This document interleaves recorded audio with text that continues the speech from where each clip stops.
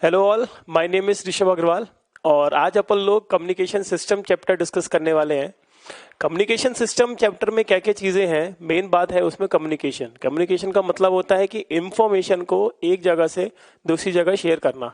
तो जब हम इंफॉर्मेशन को एक जगह से दूसरी जगह शेयर कर रहे हैं तो किस किस डिवाइस की मदद से उसको शेयर कर रहे हैं, उसमें कौन कौन से यूजफुल अप्लायंस लग रहे हैं और हमारा किस प्रोसेस के थ्रू वो इंफॉर्मेशन एक जगह से दूसरी जगह जा रही है आज के मॉडर्न वर्ल्ड में, वो हम सब इस चैप्टर में देखने वाले हैं। तो सबसे पहले शुरू करते हैं, अपना बेसिक सी चीज़ है कि कम्युनिकेशन। कम्युनिकेशन का क्या मतलब होता है? Communication means transmission of information. देखो क्या होता था पहले के ज़माने में, अगर हमें इंफॉर्मेशन एक जगह से दूसरी जगह भेजनी होती थी तो हम बड़े अलग अलग मेथड से भेजते थे। जैसे मान लो कबूतर के जरिए भेज दिया या घोड़े पे आदमी बिठा दिया, बोले जाओ लेके जाओ इंफॉर्मेशन, खत भेज दिए, ठीक है। तो इस तरीके से हम इंफॉर्मेशन भेजते थे। लेकिन आज का सिनेरियो चेंज हो गया है। आजकल हम क्या करते हैं, इलेक्ट्रोमैग्नेटिक वेव्स, ट्रांसमीटर, एंटीना, इन सब की मदद से एक जगह से दूसरी जगह में हम इंफॉर्मेशन भेजते हैं, ठीक है।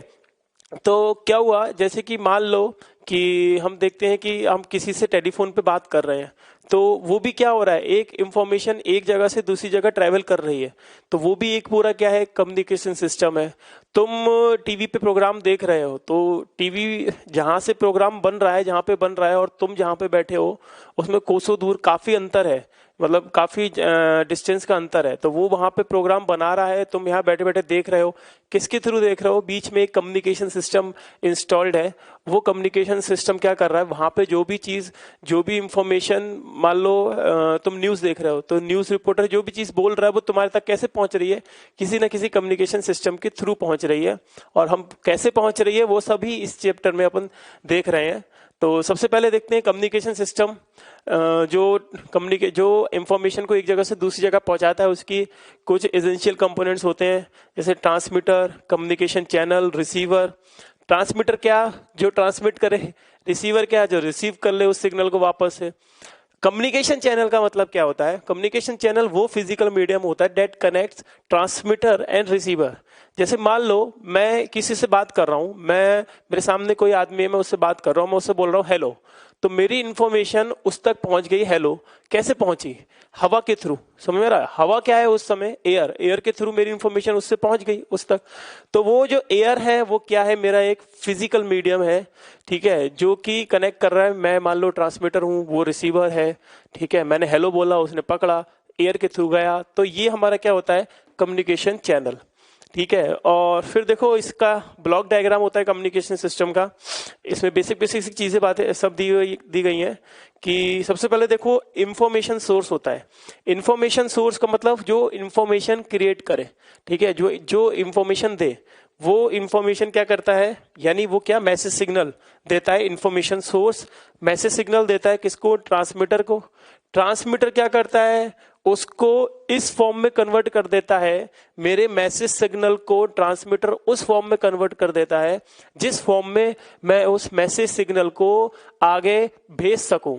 समझ में आ रहा है? यानी कि मैं अपने मैसेज सिग्नल को डायरेक्टली नहीं भेज सकता, ट्रांसमीटर की मदद करने, ट्रांसमीटर की हेल्प लेनी पड़ती है। ट्रांसमीटर क्या करता है, उस मैसेज सिग्नल को कन्वर्ट कर देता है एक ऐसे सिग्नल में जो भेजने योग्य हो। ट्रांसमीटर ये करता है। फिर ये ट्रांसमिटेड सिग्नल हो गया। अब ये ट्रांसमिटेड सिग्नल किससे जाता है? चैनल के थ्रू। चैनल मतलब जैसे मान लो अगर मैं एयर की ही बात कर रहा था तो एयर क्या हो जाएगा, चैनल, ठीक है। तो चैनल के थ्रू गया, फिर रिसीवर वहां पे होगा, रिसीवर उस रिसीव सिग्नल को कैच करेगा।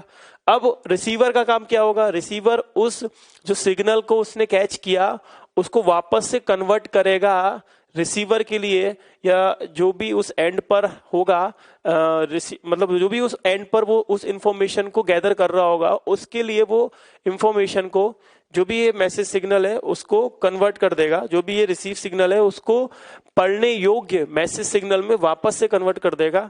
और ये काम क्या करेगा, रिसीवर का काम करेगा, और वो फिर अपनी इंफॉर्मेशन यूजर को मिल जाएगी। अच्छा, इन सब में देखो बीच में चैनल में नॉइस और आ गई। नॉइस क्या होती है, डिस्टरबेंस। जैसे हम किसी को फोन मिलाते हैं तो कभी कभी क्या होता है, सिग्नल बहुत एरर आ रही होती है, समझा। हम उसको फोन मिलाते हैं तो उसकी आवाज समझ में नहीं आती क्योंकि बहुत सारी नॉइस आ जाती है। तो वही सब नॉइस जो है वो चैनल में ऐड हो जाती है। ठीक है, तो देखो अपन आजकल का जो मॉडर्न सिस्टम है, हम बात कर रहे हैं किसी से, ठीक है, टेलीफोन पे बात करते हैं या सिग्नल एक जगह से दूसरी जगह जाता है, तो हम वो देखेंगे कि वो किस तरीके से जा रहा है। इस ब्लॉक डायग्राम पे हमने एक ओवरव्यू समझ लिया, अभी थोड़ा सा और अच्छे से समझने की कोशिश करते हैं इसे। देखो जैसे मान लो मैं किसी से बात कर रहा हूं, मान लो ये ए पर्सन है और ए बी से बात करना चाह रहा है या ए बी को कुछ सिग्नल सेंड करना चाह रहा है, इंफॉर्मेशन। तो जैसे मान लो कि ए जो है वो एक, मैंने बोला हेलो, मैं हेलो बोलना चाह रहा हूँ और चाह रहा हूँ कि वो सामने वाले किसी आदमी तक पहुंच जाए।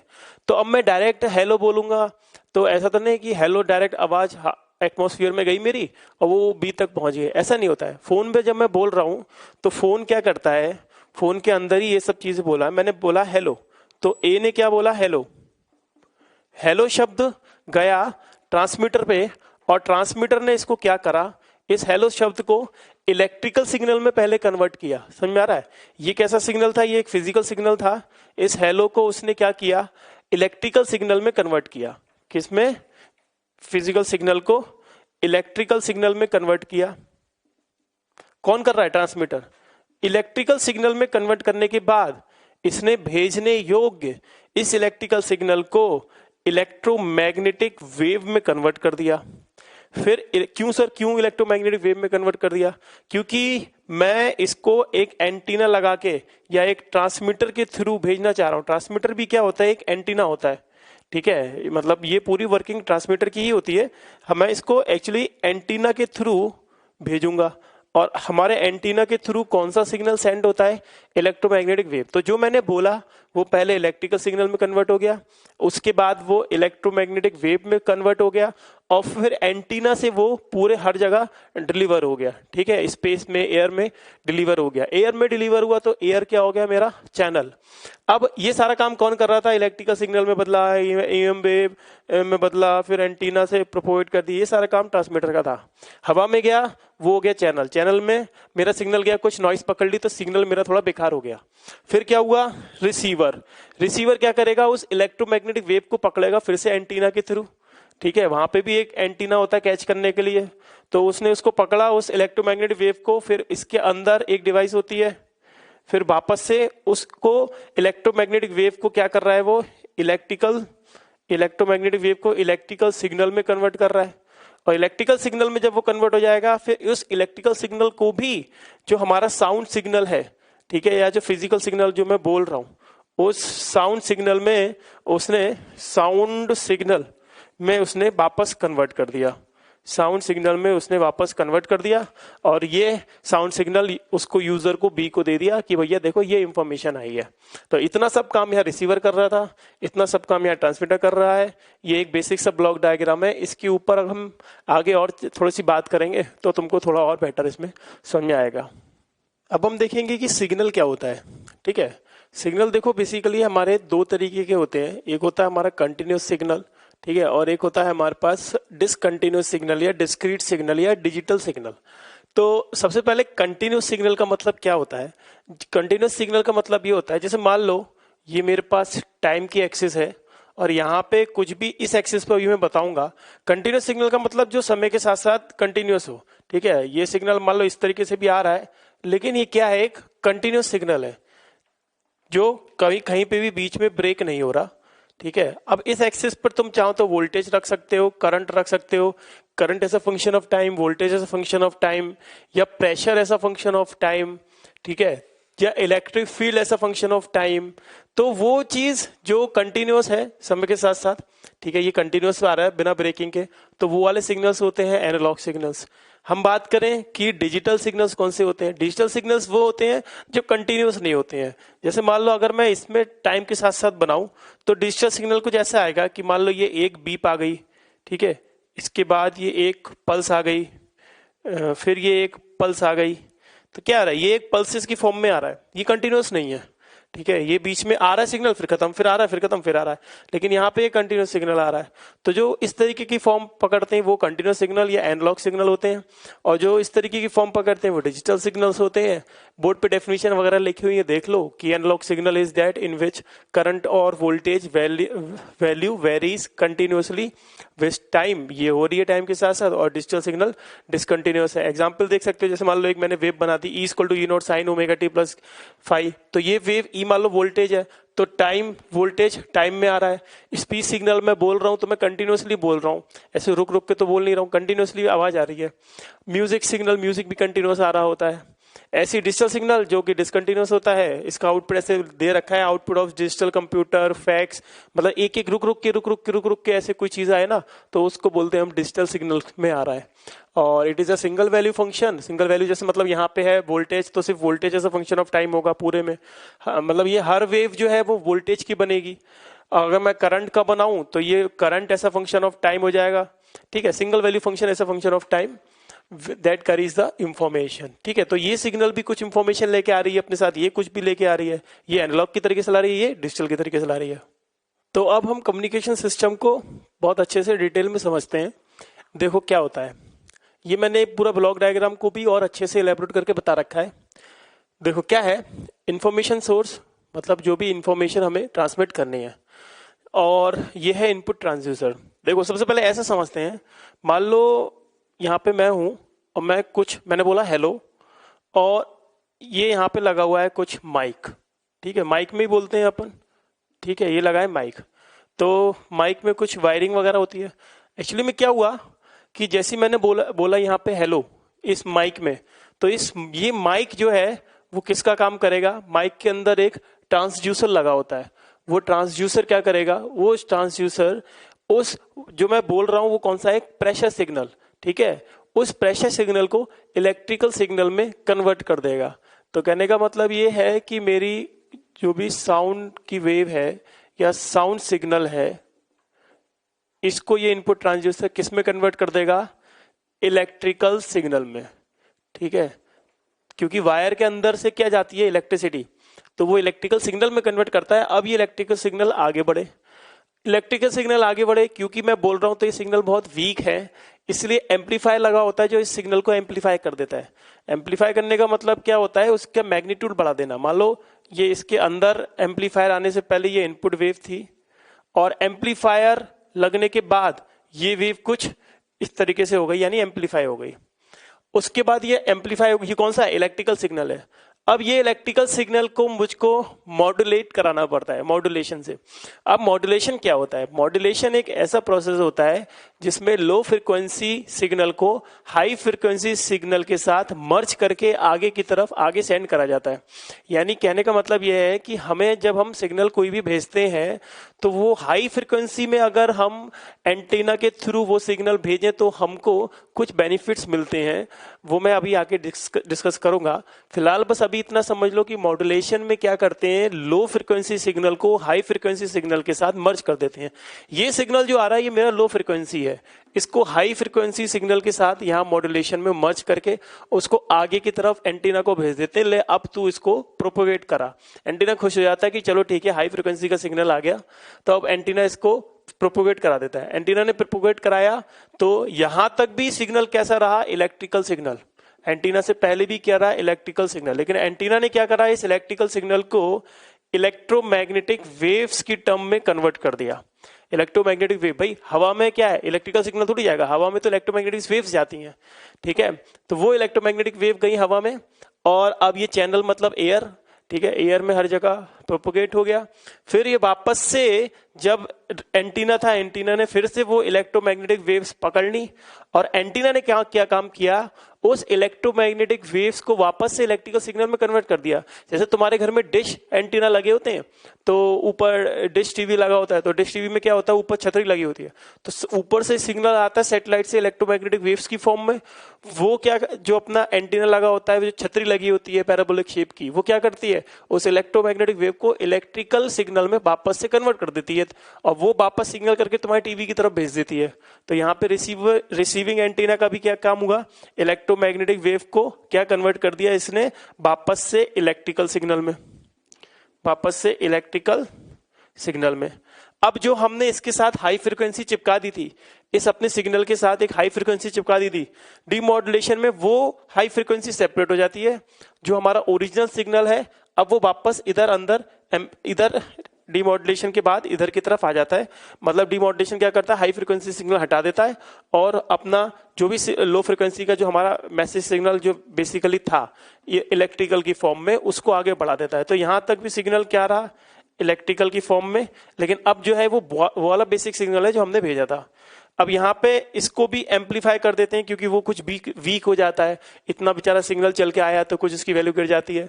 तो यहाँ पे भी इसको एम्पलीफाई कर दिया, यहाँ तक भी सिग्नल कैसा रहा, इलेक्ट्रिकल की फॉर्म में। अब वापस से क्या लगा होता है, ट्रांसड्यूसर, आउटपुट ट्रांसड्यूसर। जैसे स्पीकर्स होते हैं हमारे, स्पीकर्स हमारे क्या होते हैं, वो इलेक्ट्रिकल सिग्नल को वापस से साउंड में कन्वर्ट कर देते हैं। ठीक है, माइक हो रहा है जिसमें मैं बोल रहा हूं इस समय, ये माइक मेरा क्या कर रहा है, ये मेरा इनपुट ट्रांसड्यूसर था जो मेरे साउंड सिग्नल को इलेक्ट्रिकल सिग्नल में कन्वर्ट कर रहा था। अब यहाँ पे आउटपुट सिग्नल जैसे स्पीकर्स हो गए, बूफर्स हो गए, वो क्या करते हैं हमारे, वापस से इलेक्ट्रिकल सिग्नल को जो है उसको साउंड सिग्नल में वापस से अपने, या प्रेशर वेव में, कुछ भी बोल सकते हो, साउंड सिग्नल में वापस से कन्वर्ट कर दिया। साउंड सिग्नल एक प्रेशर वेव होती है, ठीक है, और ये साउंड सिग्नल वापस से जिसको देना था इंफॉर्मेशन उसको दे दिया। ठीक है, तो ये मेरा पूरा डायग्राम था। इसमें हम आगे मॉड्यूलेशन का थोड़ा सा और समझेंगे कि क्यों हमने मॉड्यूलेशन किया। आई होप तुमको ये सब चीजें समझ में आई होंगी। तो अब समझते हैं कि यार ये मॉड्यूलेशन क्या था जो, और मॉड्यूलेशन क्यों करना पड़ रहा था। तो सबसे पहले यह है कि मॉड्यूलेशन है, it is the phenomena of superimposing the low frequency message signal to a high frequency wave. High frequency wave को हम कैरियर वेव बोलते हैं। जिसके साथ हम अपना मैसेज सिग्नल को चिपकाते हैं उस वेव को बोलते हैं कैरियर वेव, यानी कैरियर वेव के ऊपर मैसेज सिग्नल को चिपका देते हैं। तो कैरियर वेव हाई फ्रिक्वेंसी की होती है और जो हम जो चिपकाते हैं, जो मैसेज सिग्नल होता है वो लो फ्रिक्वेंसी का होता है। और जो वेव बनती है वो वेव कौन सी बनती है, मॉड्यूलेटेड वेव बनती है। तो सबसे पहले देखते हैं कि यार इसमें जरूरत क्या पड़ी मॉड्यूलेशन करने की, क्यों हम लो फ्रिक्वेंसी अच्छी खासी जो होती है उसे हाई फ्रिक्वेंसी में भेज रहे हैं। सबसे पहली बात तो एक एंटीना का एक नियम होता है, अगर तुम्हें कोई भी वेव भेजनी है तो एंटीना का साइज उस वेव की λ/4 के बराबर होना चाहिए। समझ रहे हो, एंटीना का साइज उस वेव की λ/4 के बराबर होना चाहिए जो वेव हम भेज रहे हैं। अब जैसे मान लो मैं साउंड बोलता हूं, तो जनरली हम लोग जब साउंड बोलते हैं वो अप्रोक्सीमेटली 2-2.5 किलो हर्ट्ज की होती है साउंड वेव। अब अगर मैं इस 2 हर्ट्ज की साउंड वेव को डायरेक्टली भेजूं तो यानी कि मैं 2-2.5 हर्ट्ज की एक इलेक्ट्रोमैग्नेटिक 2-2.5 किलो हर्ट्ज की एक इलेक्ट्रोमैग्नेटिक वेव जनरेट करूं और उसे मैं हवा में प्रोपोगेट करूं, तो देखते हैं कि उस वेव का लैम्डा कितना आएगा। तो जैसे मान लो ये 2 किलो हर्ट्ज की वेव है मेरे पास जो मैं ओरिजिनली बोल रहा हूं, तो 2 किलो हर्ट्ज इक्वल टू हवा में जा रही है तो 3 × 10⁸ से प्रोपोगेट करेगी, उसका लैम्डा कितना बनेगा 1.5 × 10⁵ मीटर। इतना लैम्डा तो बन रहा है, और उसको डिवाइड बाय 4 कर दो तो भैया 1.5 × 10⁵ इंटू 10⁵ यानी इतनी लेंथ का 1.5/4 × 10⁵ इतनी लेंथ का एंटीना चाहिए। तो ये तो कई किलोमीटर में आ जाएगा। तो तुमने देखा है कभी इतना बड़ा एंटीना, कोई भी छोटी सी चीज भेज रहे हैं पता चला इतना लंबा इतना बड़ा एंटीना चाहिए, तो ये नॉट पॉसिबल है। अब क्या कर दिया मैंने, इस 2 किलो हर्ट्ज को मॉड्यूलेट करके 100 किलो हर्ट्ज की 100 मेगा हर्ट्ज की बना दिया। अब अगर मैंने 100 मेगा हर्ट्ज की बनाया इसी वॉइस से इसी सिग्नल को, तो 3 × 10⁸ इक्वल टू लैम्डा, इससे निकाला तो लैम्डा आया 3 मीटर, और λ/4 वाला रूल लगाया तो आया 0.75 मीटर, यानी 1 मीटर से भी कम। यानी इतना सा एंटीना चाहिए तुम्हें। हाँ ये पॉसिबल है, इतना सा एंटीना होता ही हर जगह। तो यानी जो हम सिग्नल भेजते हैं वो हाई फ्रिक्वेंसी सिग्नल भेज रहे होते हैं। तो ये मॉड्यूलेशन एंटीना के ये जो नियम है इसके कारण एक तो ये मॉड्यूलेशन हमें करना पड़ता है।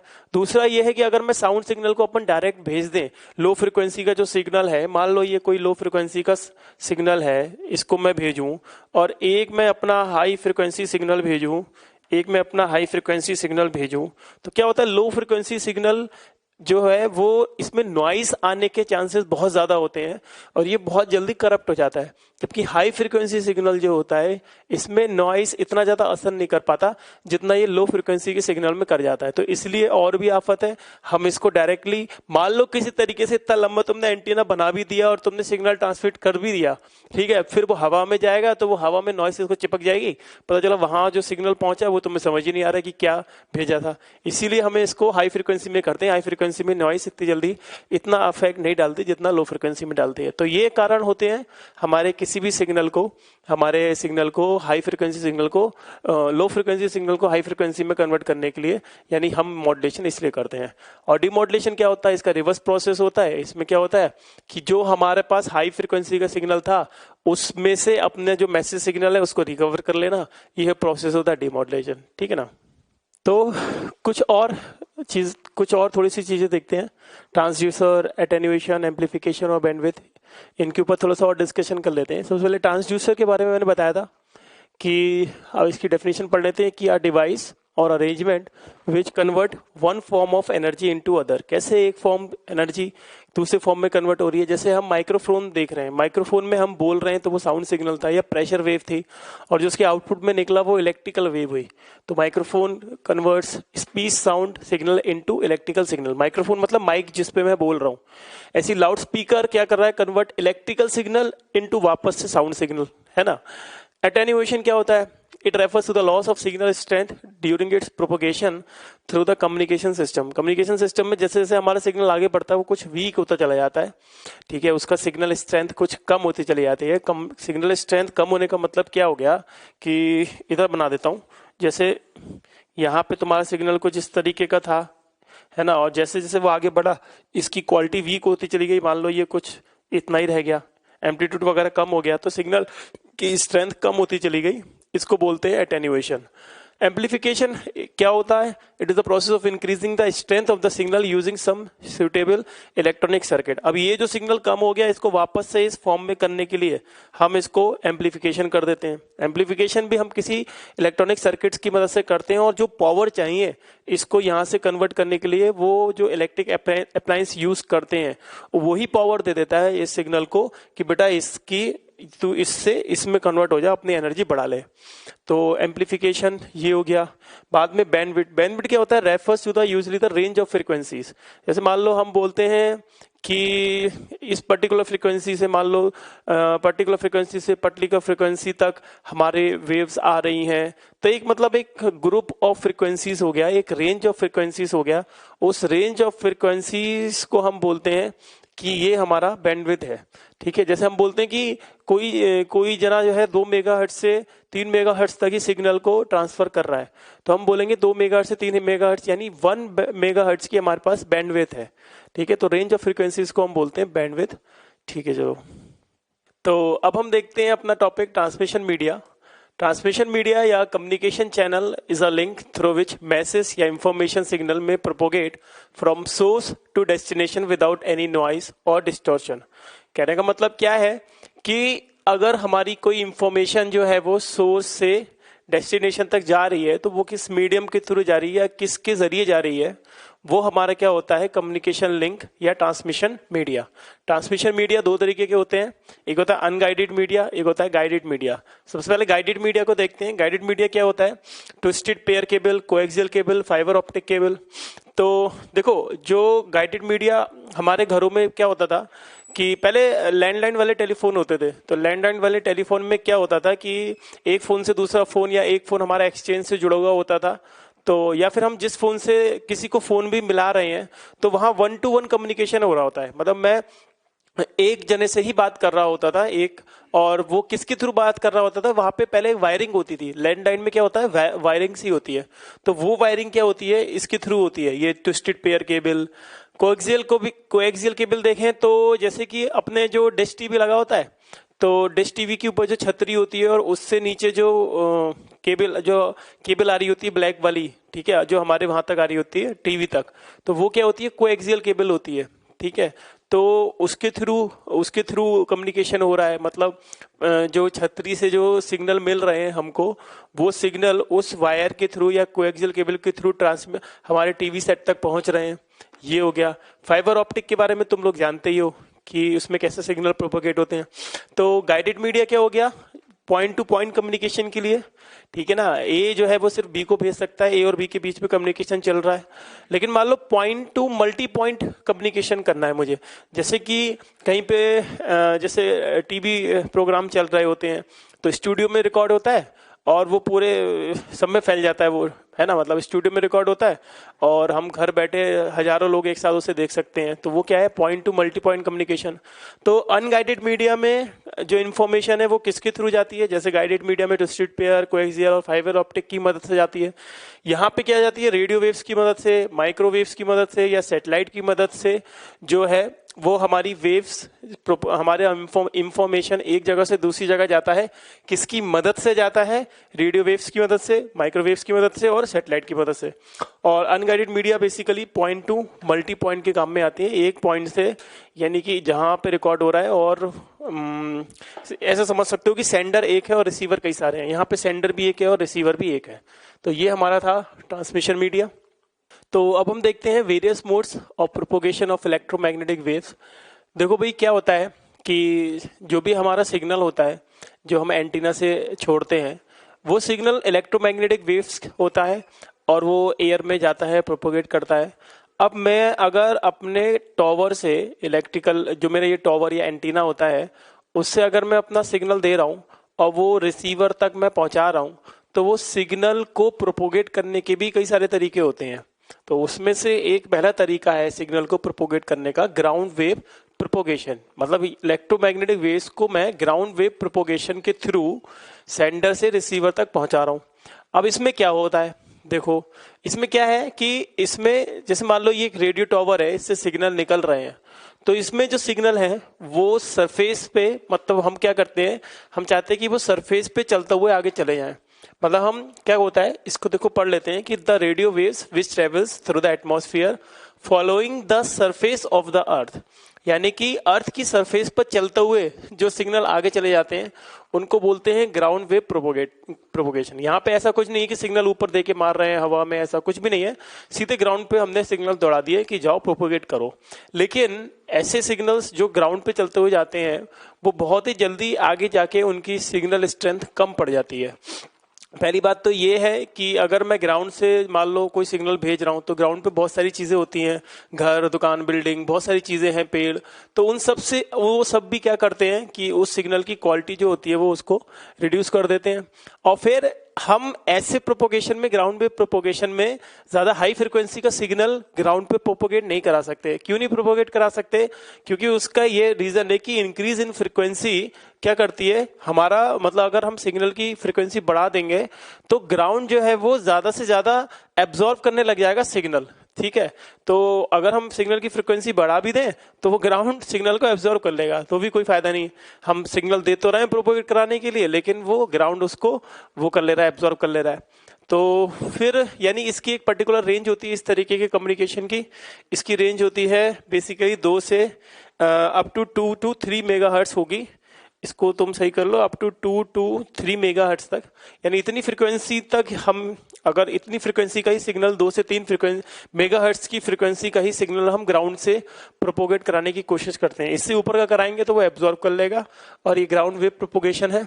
तो ग्राउंड वेव कम्युनिकेशन का अगर अपन एग्जाम्पल देखें तो जो AM और FM हमारे घरों में आते हैं, तो ग्राउंड वेव कम्युनिकेशन का वो एग्जाम्पल है। अच्छा, एक ग्राउंड वेव कम्युनिकेशन का एक डिफेक्ट और भी है कि हम बहुत ज्यादा दूरी तक उससे कम्युनिकेशन नहीं कर सकते, क्योंकि मैंने बताया कि ग्राउंड पर जब हम वेव्स देते हैं तो वो ग्राउंड पर चलते हुए आगे जाती हैं, तो वो वेव्स बहुत लंबी दूरी तक नहीं जा पाती हैं, कुछ ही दूरी तक जा पाती हैं। तो अगर मुझे बहुत लंबी दूरी तक कम्युनिकेशन करना है, मान लो मैं इंडिया में बैठा हूँ और मुझे ऑस्ट्रेलिया या कहीं बहुत दूर तक कम्युनिकेशन करना है, तो कहीं ना कहीं हमें जो सिग्नल होते हैं वो ऊपर आकाश में भेजने पड़ते हैं। और ये जो हम भेजते हैं, ठीक है, इसको बोलते हैं हम sky wave propagation. Sky wave propagation क्या होता है कि एक आयन की एक लेयर होती है हमारे पास ऊपर, अर्थ सरफेस के ऊपर एटमॉस्फेयर में एक लेयर होती है जिसको बोलते हैं हम आयनोस्फीयर लेयर। आयनोस्फीयर में लेयर क्या होती है, उसमें कुछ चार्ज पार्टिकल्स होते हैं उस लेयर में। आयनोस्फीयर लेयर में कुछ चार्ज पार्टिकल होते हैं। तो क्या होती है, जब हमारी इलेक्ट्रोमैग्नेटिक वेव्स, जो कि इलेक्ट्रिक फील्ड और मैग्नेटिक फील्ड की बनी हुई है, जब हम उस इलेक्ट्रोमैग्नेटिक फील्ड वेव्स को नीचे से प्रोजेक्ट करते हैं तो वो उस आयन की लेयर से रिफ्लेक्ट होकर वापस नीचे अपने अर्थ पर आ जाता है। ठीक है, तो आयनोस्फीयर की लेयर बहुत काम की होती है हमारे कम्युनिकेशन में। तो क्या है, ये आयनोस्फीयर की लेयर है। देखो मैंने दिखा रखा है कि सिग्नल भेजा मैंने और आयनोस्फीयर की लेयर ने इसको रिफ्लेक्ट कर दिया और ये अपने घर तक, ये मान लो जहां पे दूर कहीं दूर पे अपना कोई भी रिसीवर है वहां तक उस पहुंच गया। अब देखो क्या हो गया, और ये सिग्नल क्या है, इंफॉर्मेशन अपने साथ लेके आ रहा था कुछ। अब देखो एक बार पढ़ लेते हैं कि sky wave propagation are the radio waves of frequency between 2 megahertz से 30 मेगाहर्ट्ज।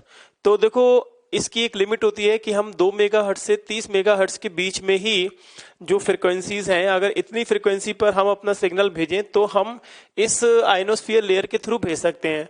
अगर हम 30 मेगाहर्ट्ज से ऊपर भेजें, मान लो 30 मेगाहर्ट्ज से ज्यादा फ्रीक्वेंसी का भेजें, मान लो 31 मेगाहर्ट्ज, 40 मेगाहर्ट्ज, तो इस सिग्नल इस आयनोस्फीयर लेयर को पार कर जाएगा और पलट नहीं पाएगा, और आयनोस्फीयर लेयर उस सिग्नल को पलटा नहीं पाएगी, मतलब उसको रिफ्लेक्ट बैक नहीं कर पाएगी। तो ये 2 से 30 के बीच में ही काम करता है, 2 मेगाहर्ट्ज से 30 मेगाहर्ट्ज पे।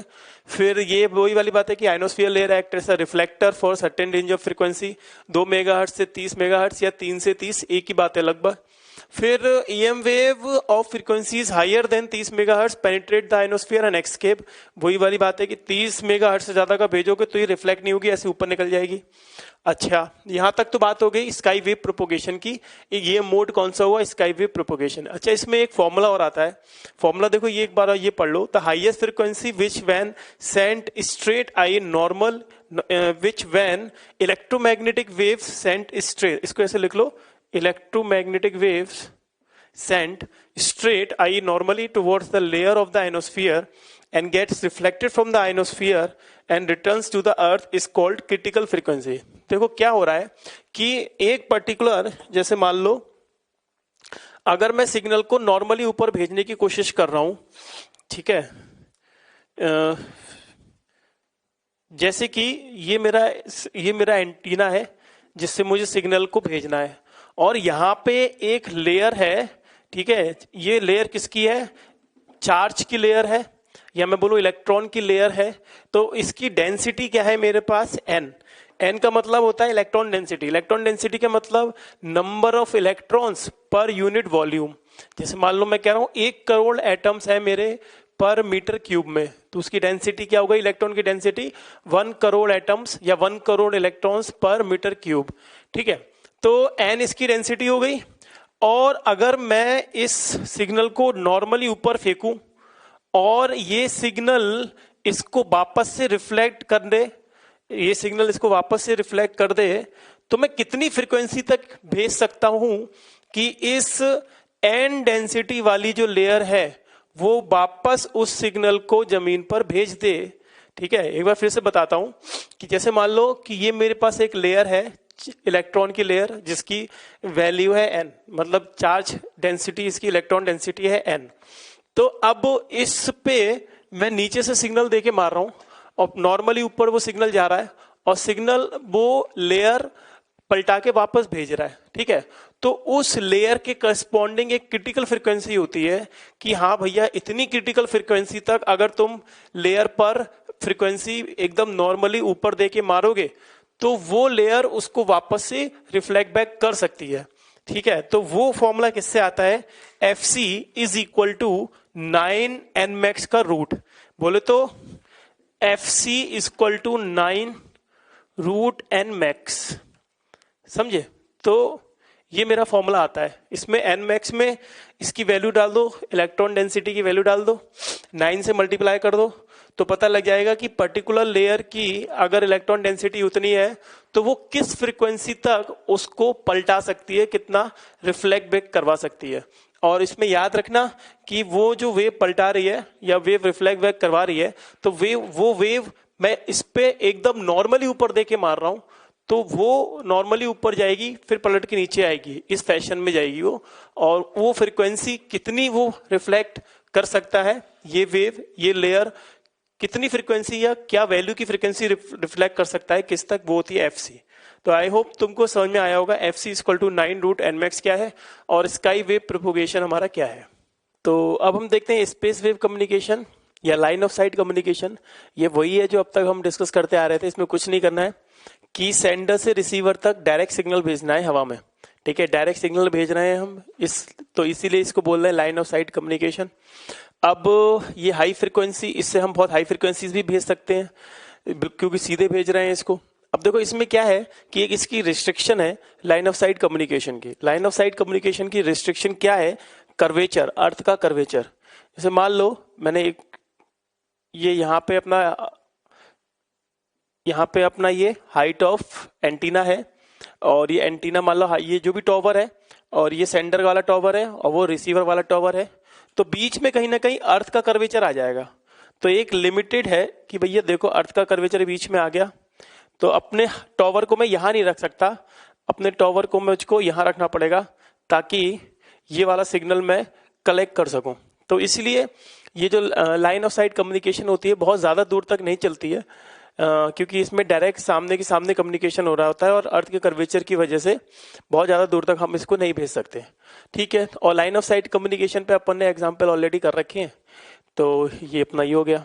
तो अब उसके बाद अपन देखते हैं height of transmitting antenna. Height of transmitting antenna मतलब क्या है? देखो एक चीज समझते हैं। मान लो ये अर्थ है और ये अर्थ का कर्वेचर है, इस पे एक एच हाइट का टॉवर है।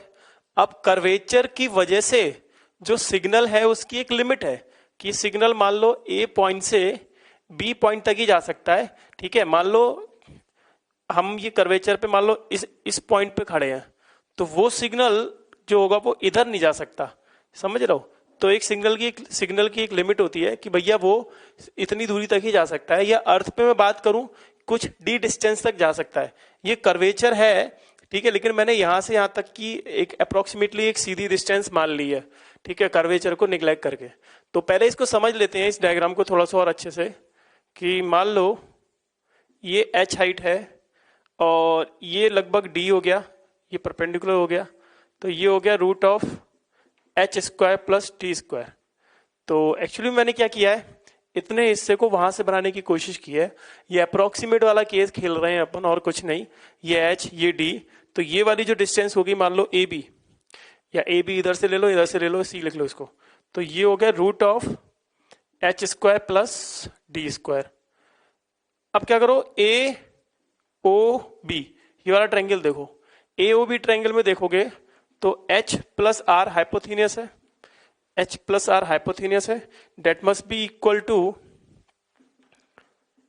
Are square plus root of H square plus D square का होल स्क्वायर। इसको सॉल्व करो, H square plus R square plus 2HR R square plus H square plus D square, समझे?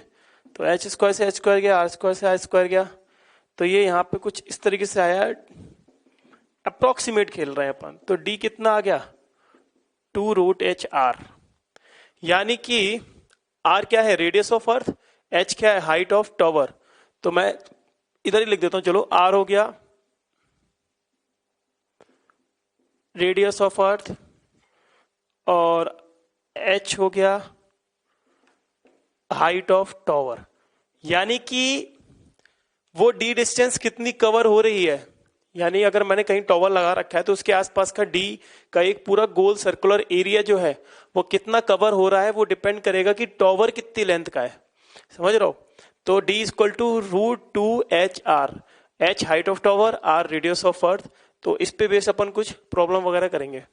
तो अब हम देखते हैं एक क्वेश्चन में क्या कह रहा है कि जो ट्रांसमिटिंग एंटीना है, मान लो ये वाला ट्रांसमिटिंग एंटीना है, इसकी जो हाइट है वो है 32 मीटर, और जो रिसीविंग एंटीना है, रिसीविंग एंटीना हो गया मतलब ये, इसकी हाइट है 50 मीटर।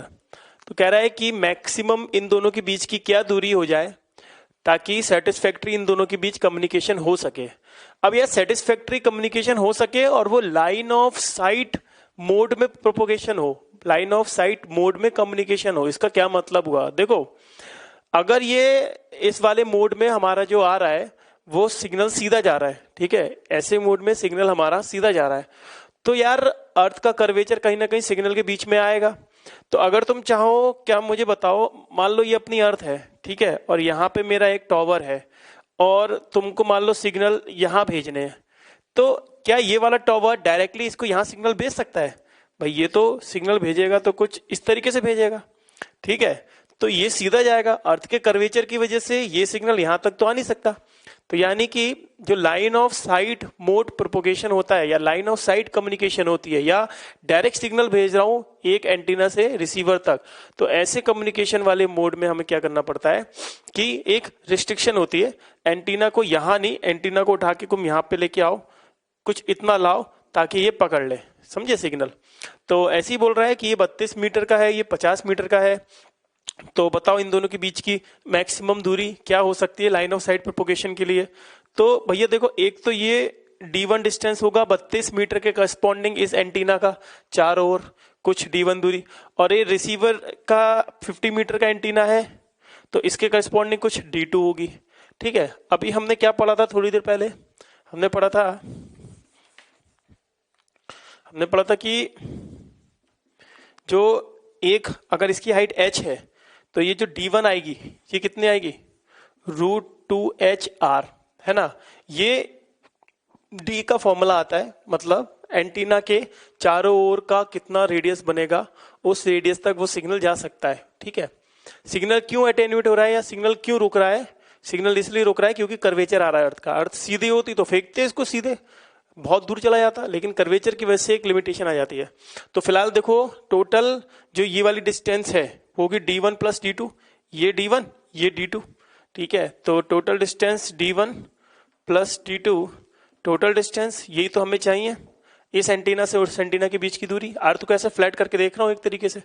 तो D1 भैया हमारा कितना हो गया, यहां से निकाल लो, √2 हाइट ऑफ एंटीना 32, और अर्थ की हाइट, अर्थ का रेडियस होता है 6400 इंटू 10⁻³ प्लस D2 करना, D2 आएगा 2 हाइट ऑफ एंटीना यहाँ पे रिसीवर का 50 इंटू 6400 इंटू 10⁻³। इसको जब तुम सॉल्व कर लोगे भैया टोटल, तो मिला मिलू के जो सारी वैल्यू आएगी वो आएगी 45.5 किलोमीटर। इसको सॉल्व करना, यानी D1 प्लस D2 45.5 किलोमीटर अगर तुम रखोगे तो सीधा लाइन ऑफ साइट कम्युनिकेशन हो जाएगा। अगर तुमने गलती से ये 50 मीटर वाला एंटीना यहाँ रख लिया ना, तो तुम्हारा कम्युनिकेशन नहीं हो पाएगा, क्योंकि सिग्नल तो ऐसे सीधा निकल जाएगा, इस तक पहुंचेगा ही नहीं। तो इस तक पहुंचाने के लिए इसको आगे रखना पड़ेगा यहाँ पे, जिससे ये दूरी प्लस ये दूरी D1 प्लस D2 45.5 किलोमीटर बने, तभी ये कम्युनिकेशन हो सकता है पर्टिकुलर एंटीना की 32 मीटर और 50 मीटर की लेंथ पर। ठीक है, अब हम देखते हैं मेन अपना मॉड्यूलेशन। सबसे पहले देखते हैं मॉड्यूलेशन और इसके टाइप क्या क्या होते हैं, एक बार फिर से पढ़ लेते हैं। Modulation is the phenomena of superimposing the low frequency message और information signal on a high frequency wave. क्या मतलब होता है कि लो फ्रीक्वेंसी को हाई फ्रीक्वेंसी के ऊपर बैठाल के, जो हमारा लो फ्रीक्वेंसी मैसेज सिग्नल होता है उसको हाई फ्रीक्वेंसी पर बिठाल के आगे फॉरवर्ड करा दिया जाता है। अब लो फ्रीक्वेंसी सिग्नल कौन सा होता है, लो फ्रीक्वेंसी सिग्नल को हम ऐसे भी बोलते हैं दूसरी भाषा में बेस बैंड या मैसेज सिग्नल, और हाई फ्रीक्वेंसी सिग्नल जिसके ऊपर हम ये अपना लो फ्रीक्वेंसी सिग्नल बिठाते हैं उसको बोलते हैं हम कैरियर वेव, जो हाई फ्रीक्वेंसी सिग्नल होता है। तो ये तीन तरीके के होते हैं modulation, amplitude modulation, frequency modulation और फेस मॉड्यूलेशन। तो देख लेते हैं, सबसे पहले एम्पलीट्यूड मॉड्यूलेशन देखते हैं। मेन हमारे सिलेबस में एम्पलीट्यूड मॉड्यूलेशन ही है, तो एम्पलीट्यूड मॉड्यूलेशन को एक बार देख लेते हैं। मान लो ये हमारा मैसेज सिग्नल है, लो फ्रीक्वेंसी मैसेज सिग्नल है। देखो अब ये ऐसा सिग्नल अगर डायरेक्ट भी भेज दूं ना मैं किसी तरीके से एंटीना का साइज बहुत बड़ा करके, तो ये बहुत ज्यादा इसमें नॉइस आ जाएगी, तो ये बहुत ज्यादा करप्ट हो जाएगा सिग्नल। इसलिए क्या करते हैं हम, इसको एक हाई फ्रीक्वेंसी, ये वाली जो वेव दिख रही है ये है हाई फ्रीक्वेंसी कैरियर वेव, तो ये हाई फ्रीक्वेंसी वेव है, इसको इसके साथ किसी तरीके से मर्ज कर देते हैं, और मर्ज करके जो रिजल्टेंट सिग्नल आता है वो कुछ ऐसा दिख रहा है। देखो रिजल्टेंट सिग्नल में इस तरीके से पीक भी दिख रही है, समझ रहे हो। तो ये जो मेरा है ये मेरा रिजल्टेंट सिग्नल है, इसको बोलेंगे एम्पलीट्यूड मॉड्यूलेटेड वेव। ये है मेरा कैरियर सिग्नल और ये है मेरा मैसेज सिग्नल। अब अगर तुम मुझसे पूछो कि जो रिजल्टेंट सिग्नल आ रहा है सर इसमें हमारा मैसेज कहाँ है, क्योंकि देखो ये मेरा मैसेज सिग्नल है, अगर तुम किसी को मैसेज भेज रहे हो तो एक्चुअली में ये मेरा मैसेज सिग्नल है। तो तुम बोलोगे सर ये तो ठीक है, चलो आपने भेज दिया और आपकी ये वाली जो वेव आ गई ये एम्पलीट्यूड मॉड्यूलेटेड वेव आ गई। अब मुझे ये बता दो आप कि इसमें मैसेज सिग्नल किधर है। तो मैसेज सिग्नल के लिए क्या करो, ये जो वेव आई है इसका टिप देखो, इसका ये वाला टिप देखो। तुम अगर इसका ये वाला टिप देखोगे तो ये कुछ वही बन रहा है जो ऊपर मैसेज सिग्नल दिया था। तो यानी इस एम्पलीट्यूड मॉड्यूलेटेड वेव की अगर तुम टिप पकड़ लो तो टिप हमारी क्या करेगी, ये मैसेज सिग्नल को कन्वे करेगी। तो टिप देख के मुझे समझ में आ जाएगा कि अच्छा ये कोई मेरे पास सिग्नल आ रहा है जिसकी टिप इस तरीके से वेरी कर रही है, यानी जो मैसेज सिग्नल था वो कुछ ऐसा होगा। ठीक है, तो इस तरीके से एक रफली मैंने एक आइडिया देने की कोशिश की है। अब हम इसके मैथमेटिकल देखते हैं कि किस तरीके से इसको ड्राइव करते हैं। तो एक चीज और देखते हैं, एम्पलीट्यूड मॉड्यूलेशन में the amplitude of the carrier wave is varied in accordance with the amplitude of the message signal. देखो ये मेरा मैसेज सिग्नल है, ये कैरियर वेव है। तो कैरियर वेव का एम्पलीट्यूड, एम्पलीट्यूड का मतलब तुम्हें समझ में आता होगा कि जैसे मान लो अगर मेरे पास कोई वेव है, ठीक है, तो ये चीज होती है वेव का एम्पलीट्यूड। तो amplitude of the carrier wave is varied in accordance to the amplitude of the message signal. कहने का मतलब है कि जहां मैसेज सिग्नल हाई है वहां कैरियर सिग्नल की वेव जो है उसका एम्पलीट्यूड भी हाई हो जाएगा। जहां मैसेज सिग्नल की वेव लो है, मतलब मैसेज सिग्नल का एम्पलीट्यूड कम है, वहां कैरियर सिग्नल का एम्पलीट्यूड भी कम हो जाएगा। तो कहने का मतलब क्या है कि यहाँ एम्पलीट्यूड ज्यादा तो मैसेज सिग्नल का एम्पलीट्यूड ज्यादा, मैसेज सिग्नल का एम्पलीट्यूड ज्यादा तो कैरियर क्या हो जाएगा, जब हम इन दोनों को सुपर इम्पोज करेंगे तो एम्पलीट्यूड मॉड्यूलेटेड वेव जो इन दोनों के रिजल्टेंट से निकली उसका सिग्नल भी ज्यादा हो जाएगा, उसका एम्पलीट्यूड भी ज्यादा हो जाएगा। यहाँ पे क्या हो जाएगा, कम हो जाएगा। तो कहने का मतलब सिर्फ इतना सा है कि कैरियर वेव का जो ये वाला एम्पलीट्यूड आ रहा है, ये वाला एम्पलीट्यूड को मैं वेरी कर रहा हूं मैसेज सिग्नल के हिसाब से। जब मैसेज सिग्नल ज्यादा तो कैरियर सिग्नल का जो एम्पलीट्यूड है वो भी क्या हो जाएगा, ज्यादा हो जाएगा। जब मैसेज सिग्नल कम तो कैरियर सिग्नल का एम्पलीट्यूड भी कम हो जाएगा, इसीलिए वो नीचे वाली वेव आई है। समझ रहे हो?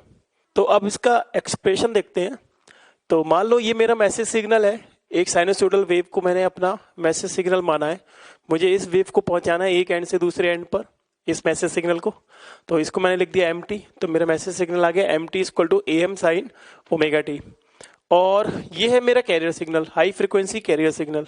अच्छा, इसकी फ्रीक्वेंसी मैंने लिखी ओमेगा एम। ओमेगा एम बहुत कम है ओमेगा सी से, कैरियर फ्रीक्वेंसी का जो है वो कुछ कैरियर फ्रीक्वेंसी ज्यादा है। तो AC कितना हो गया, ये CT कितना हो गया, ये मेरा कैरियर वेव हो गया।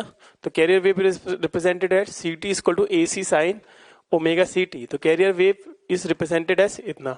तो ये मैसेज सिग्नल हो गया, ये कैरियर वेव हो गया।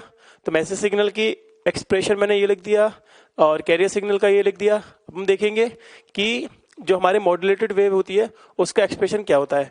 तो फिर उसके बाद देखते हैं कि तुमने देखा कि कैरियर सिग्नल का जो वो था एक्सप्रेशन, वो था AC साइन ओमेगा CT, और मैसेज सिग्नल का जो एक्सप्रेशन था वो था AM साइन ओमेगा MT।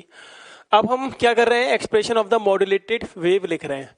देखो वो जो उन दोनों को मिलाया हमने, उसके बाद जो हमारी मॉड्यूलेटेड वेव आई उसका एक्सप्रेशन कुछ ये आया।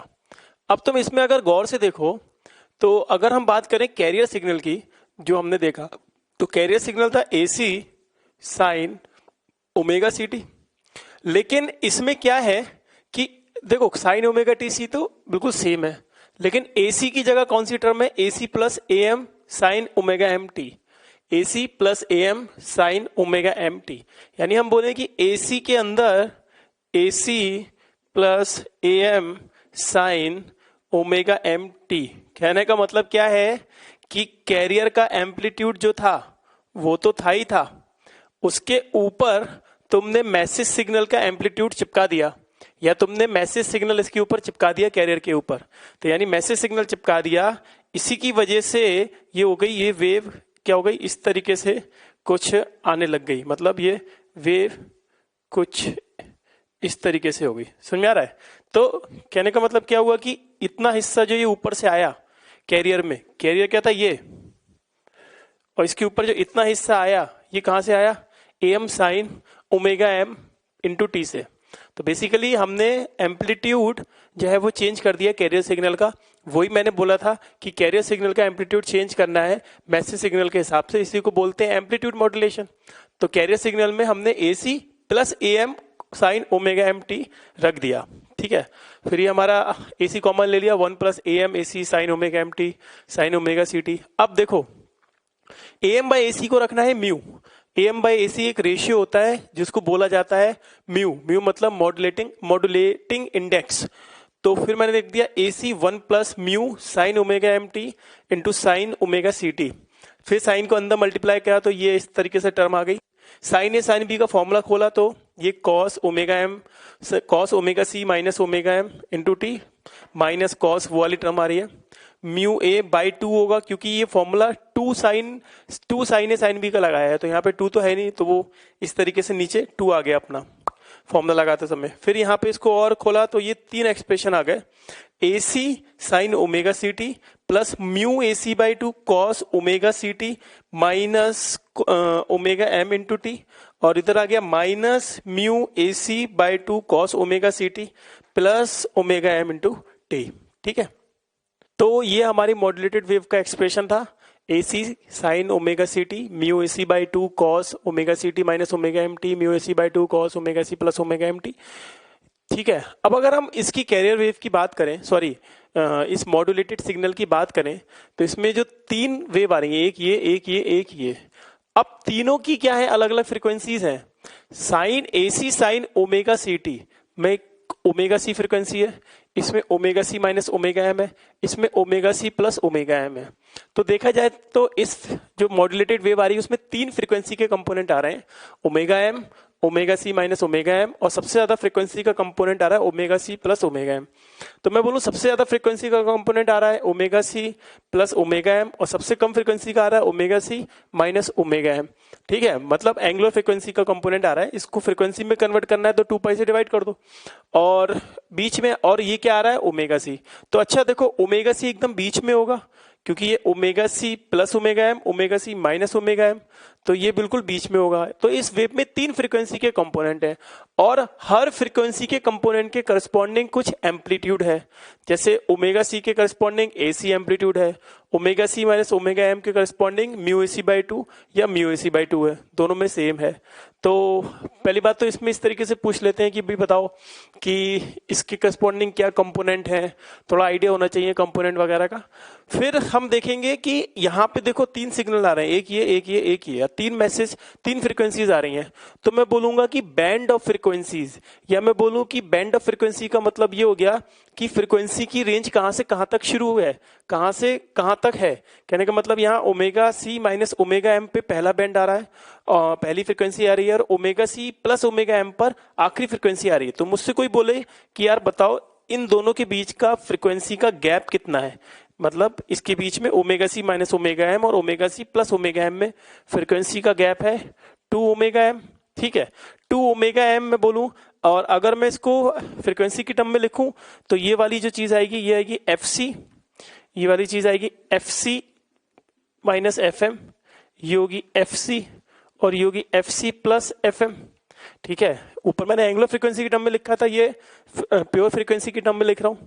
तो F C minus F M पे क्या है मेरा mu A C by 2 component, और कैरियर फ्रीक्वेंसी की फ्रीक्वेंसी एफ सी है। अब मैं बोलूं F C minus F M में कितना डिफरेंस है, तो भैया ये कितना हो जाएगा 2 ऑफ एफ एम का डिफरेंस। ठीक है, तो इसको बोलते हैं हम bandwidth of amplitude modulated signal.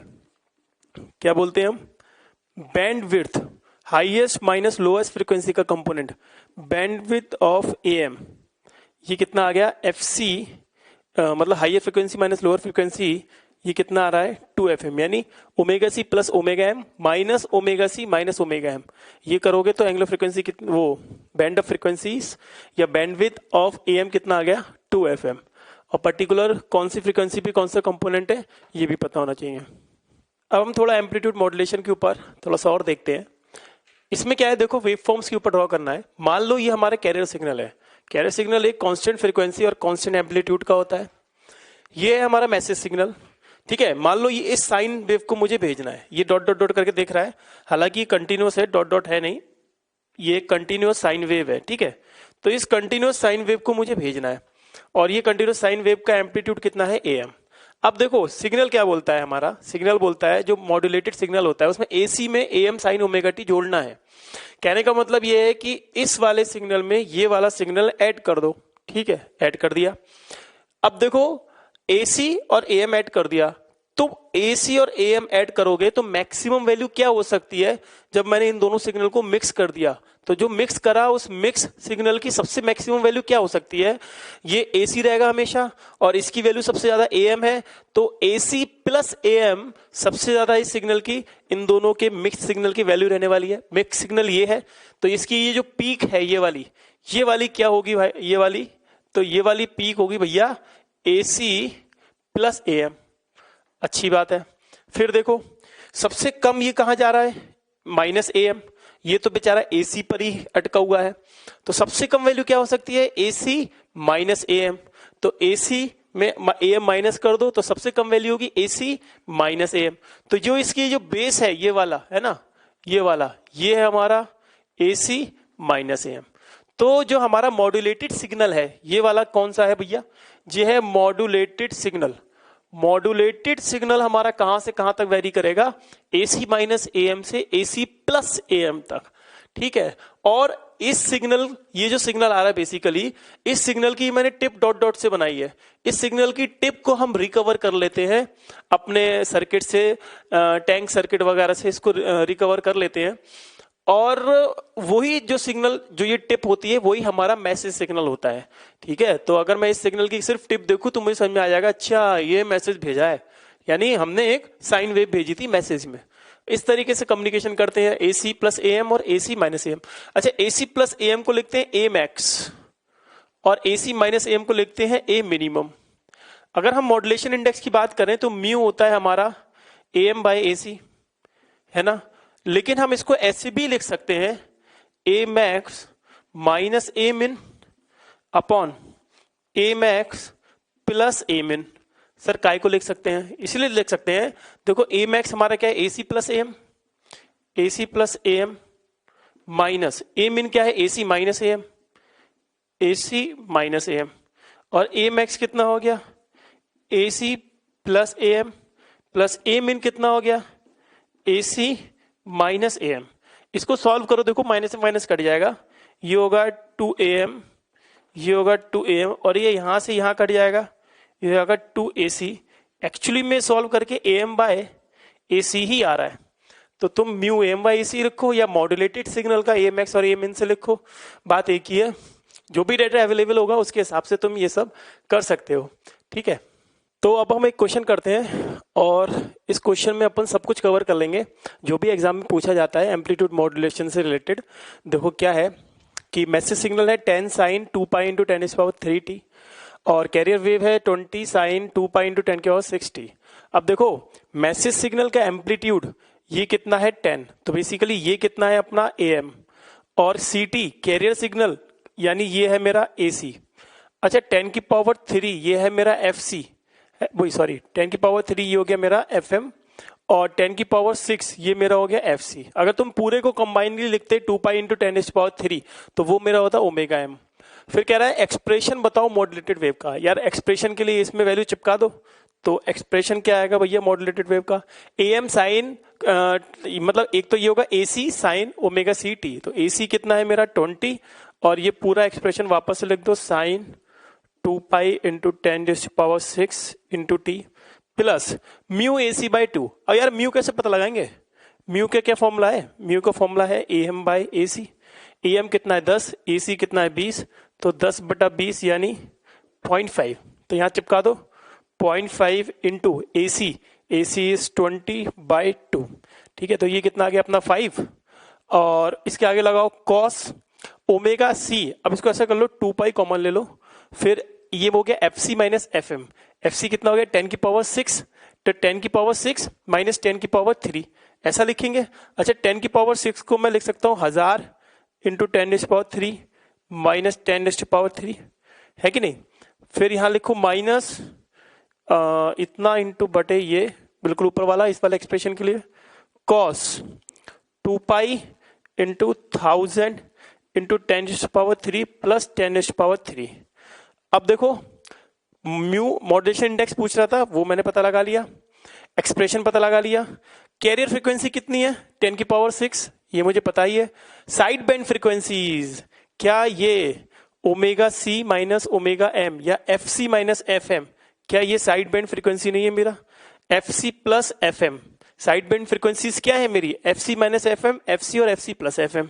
तो इधर FC - FM, FC - FM को बाहर निकाल लो, ये एक साइड बैंड फ्रीक्वेंसी बनेगी ये वाली। तो 10⁻³ माइनस मतलब 1000 × 10⁻³ 1000 इंटू ये करोगे, बेसिकली ये कितना आएगा, ये आएगा 999 × 10⁻³ हर्ट्ज, ठीक है। और इधर हम बात करेंगे कि इधर कितना आ रहा है ये वाला F C plus F M, ये ऐसे आएगा 1000 1 इंटू 10⁻³ हर्ट्स। ठीक है, तो साइड बैंड फ्रीक्वेंसीज मेरी कितनी आ गई, F C minus F M और F C plus F M, ये साइड बैंड फ्रीक्वेंसी आ गई। कैरियर फ्रीक्वेंसी क्या हो गया, ये 1000 इंटू 10⁻³ हर्ट्स। फिर हम बात करें अगर बैंड विड्थ की, तो बैंड विड्थ क्या है इसमें, twice of F M, basically ये बैंड विड्थ है ट्वाइस ऑफ एफ एम। तो अगर मैं इसमें बात करूं बैंड विड्थ कितनी बनेगी, ट्वाइस ऑफ मैसेज सिग्नल की फ्रीक्वेंसी, मैसेज सिग्नल की फ्रीक्वेंसी 10⁻³, तो 2 इंटू 10⁻³ बोले तो 2000 हर्ट्स, 2000 हर्ट्स या 2 किलो हर्ट्स। ठीक है, ये मेरी बैंडविड्थ बन गई। दो मतलब हाईएस्ट फ्रीक्वेंसी और लोअर फ्रीक्वेंसी के बीच में इतना गैप है, देख लो खुद देख लो। F C plus F M को माइनस कर देना F C minus F M से, तो यही आ जाएगा 2000 हर्ट्स या 2 किलो हर्ट्स। तो आई थिंक एएम में बस इतने ही क्वेश्चन आते हैं, घुमा फिरा के कैसे भी करके पूछ लेंगे तुमसे, म्यू पूछ लेंगे या एक्सप्रेशन पूछ लेंगे या कुछ भी, इसी से घुमा फिरा के आ जाएगा। इतना सफिशिएंट है अगर तुम कर लो तो।